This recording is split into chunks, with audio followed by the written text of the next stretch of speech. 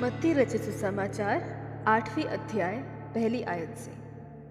जब वह उस पहाड़ से उतरा तो एक बड़ी भीड़ उसके पीछे हो ली, और देखो, एक कोढ़ी ने पास आकर उसे प्रणाम किया और कहा, हे प्रभु, यदि तू चाहे तो मुझे शुद्ध कर सकता है। यीशु ने हाथ बढ़ाकर उसे छुआ और कहा, मैं चाहता हूँ, तो शुद्ध हो जा।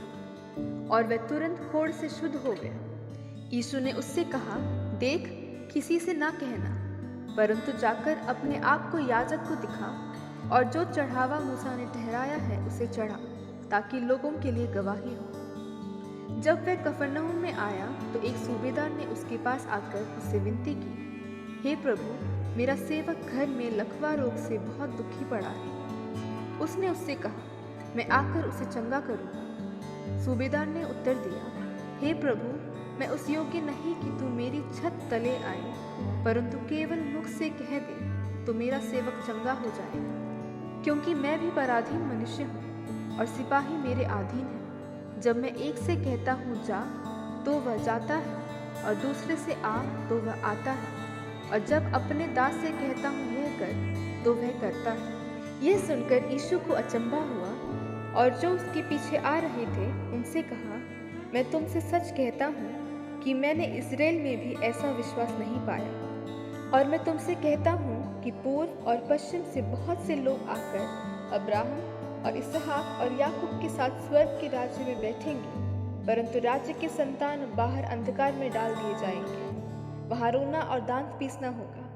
तब यीशु ने सूबेदार से कहा, जा, जैसा तेरा विश्वास है वैसा ही तेरे लिए हो। और उसका सेवक उसी घड़ी चंगा हो गया। यीशु जब पतरस के घर आया तो उसने उसकी सास को ज्वर में पड़ी देखा। उसने उसका हाथ छुआ और उसका ज्वर उतर गया, और वह उठकर उसकी सेवा करने लगी। जब संध्या हुई तब वह उसके पास बहुत से लोगों को लाए जिनमें दुष्टात्माएं थीं, और उसने उन आत्माओं को अपने वचन से निकाल दिया और सब बीमारों को चंगा किया, ताकि जो वचन यशायाह भविष्यद्वक्ता के द्वारा कहा गया था वह पूरा हो।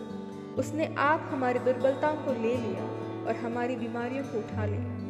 यीशु ने जब अपने चारों ओर एक बड़ी भीड़ देखी तो झील के उस पार जाने की आज्ञा दी। तब एक शास्त्री ने पास आकर उससे कहा, हे गुरु, जहाँ कहीं तू जाएगा मैं तेरे पीछे हो लूँगा। यीशु ने उससे कहा, लोमड़ियों के भट्ट और आकाश के पक्षियों के बसेरे होते हैं, परंतु मनुष्य के पुत्र के लिए सिर धरने की भी जगह नहीं है।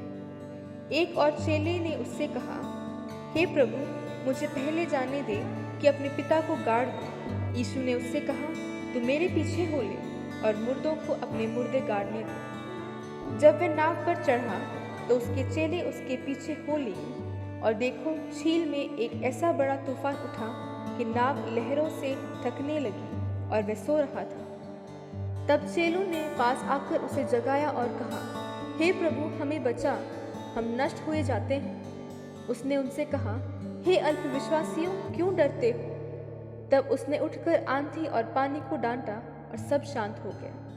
और वे अचंभा करके कहने लगे, ये कैसा मनुष्य है कि आंधी और पानी भी उसकी आज्ञा मानते हैं। जब वह उस पार गदरेनियों के देश में पहुंचा तो दो मनुष्य जिनमें दुष्टात्माएं थीं कब्रों से निकलते हुए उसे मिले। वे इतने प्रचंड थे कि कोई उस मार्ग से जा नहीं सकता था। उन्होंने चिल्लाकर कहा, हे परमेश्वर के पुत्र, हमारा तुझसे क्या काम? क्या तू समय से पहले हमें दुख देने यहाँ आया है? उनसे कुछ दूर बहुत से सूअरों का एक झुंड चर रहा था। दुष्टात्माओं ने उससे यह कहकर विनती की, यदि तू हमें निकालता है तो सूअरों के झुंड में भेज दे। उसने उनसे कहा, जाओ। और वह निकलकर सूअरों में बैठ गई, और देखो, सारा झुंड कड़ाड़े पर से झपटकर पानी में जा पड़ा और डूब मरा। उनके चरवाहे भागे और नगर में जाकर ये सब बातें और जिनमें दुष्टात्माएं थीं उनका सारा हाल कह सुनाया। तब सारे नगर के लोग यीशु से भेंट करने को निकल आए और उसे देखकर विनती की कि हमारी सीमा से बाहर चला जा।